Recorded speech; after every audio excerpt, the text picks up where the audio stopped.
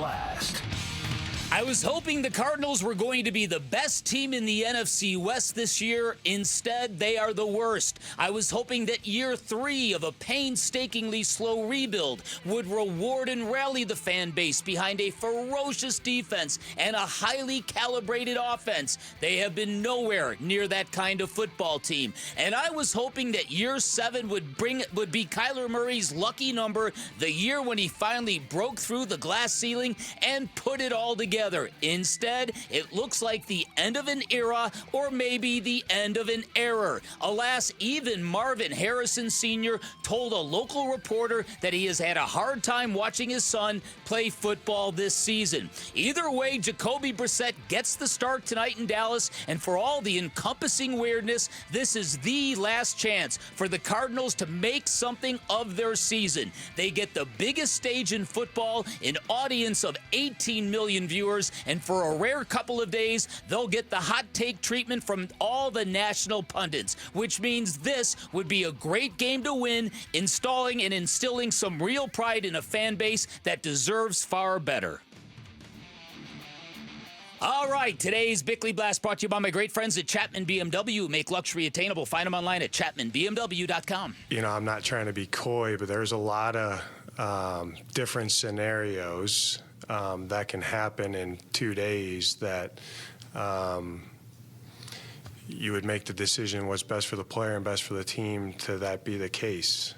You know what I mean? So you probably don't know what I mean, but I think you do know what I mean, you know? So weird things have happened outside of your control for 48 hours leading up to a game, and things change, you know? And so that's kind of the reason. That was Jonathan Gannon on Saturday explaining why Kyler might be able to play, quote-unquote, a role tonight, but not ready to start were the words used. Okay, almost like he was going to be late. Like, yeah, he's going to get there in the second quarter. But the whole, you don't know what I mean, but I think you know what I mean. That almost sounds like Jonathan Gannon saying, feel free to speculate what we might be dealing with here. Mike Florio wrote this. He had a gut hunch that the Cardinals were trying to trade Kyler Murray right here and now before tomorrow's trade deadline.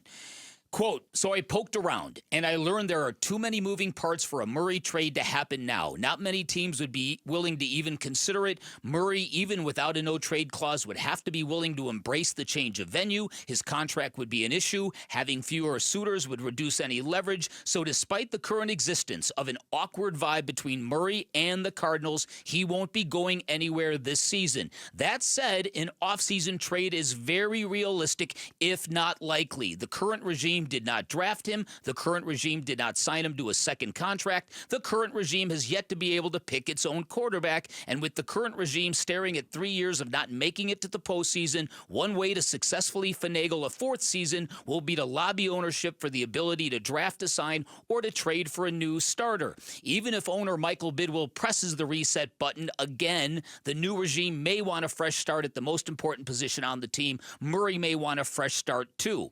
After the season, multiple teams will be looking for new starting quarterbacks. As of now, that list could include the Dolphins, Jets, Steelers, Browns, Raiders, Vikings, and Saints.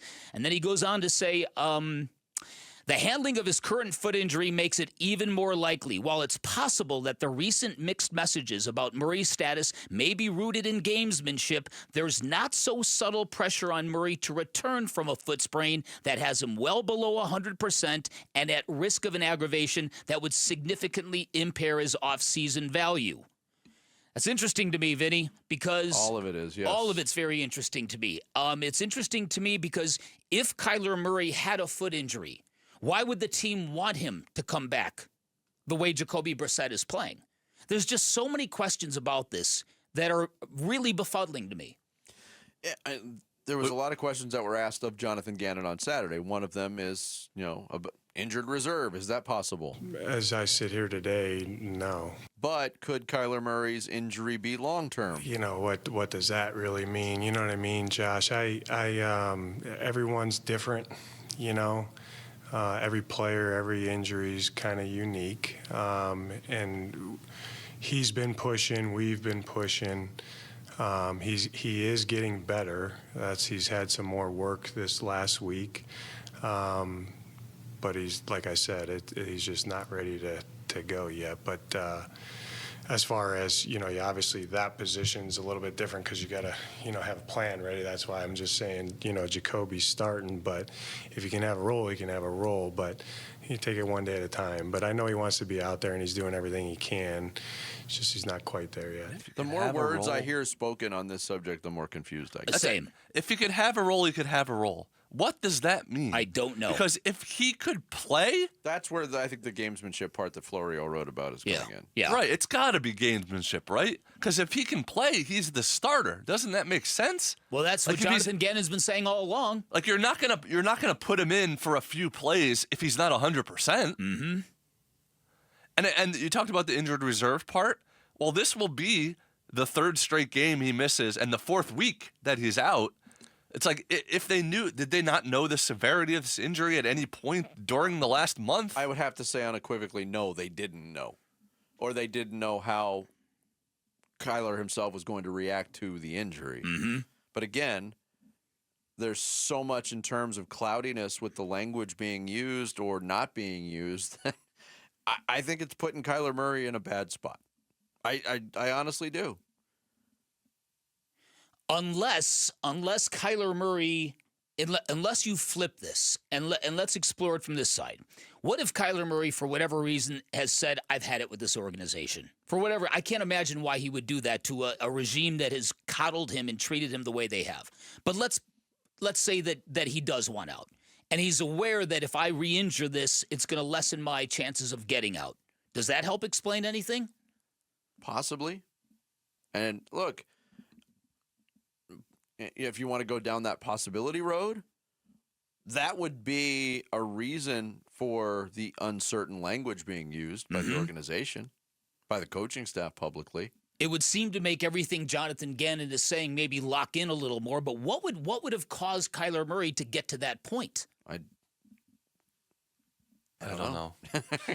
But it's also like, we don't know was there a setback at any point? That's why, like, 3 weeks ago they thought he could play, but he still can't. Setback may as well be a four-letter word to sports organizations. Yeah. Right. They don't like to even talk about it or acknowledge right. it.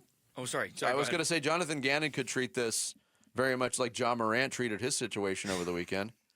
Oh, you want to know what's going on with Kyler? Ask the player. Find out what he says. Go ahead, Sammy. I'm sorry. I was just going to say it makes it weirder because earlier last week, Adam Schefter reported that it's trending that he's going to be the player on Monday. And then we get the film of him at practice. Yeah. And he was by all accounts, taking reps with the first team, right? That's what makes all of this just... It's the mystery. As we pointed out earlier, when the injury happened, they didn't say, like, oh, this is like a 3 to 4 week recovery. It never felt that serious at any point. Yeah. I don't know. No, yes. And again, that's not suggesting the injury doesn't exist. Right. But it's very odd to me that the Cardinals have expected him through their own actions to have been back by now. And by being this mysterious, they're doing no favors to Kyler Murray. No. Zero. In the public perception. No. Yeah. Thanks for watching Bickley and Marotta. Click to see the latest Bickley Blast and hit the button in the middle to subscribe to Arizona Sports.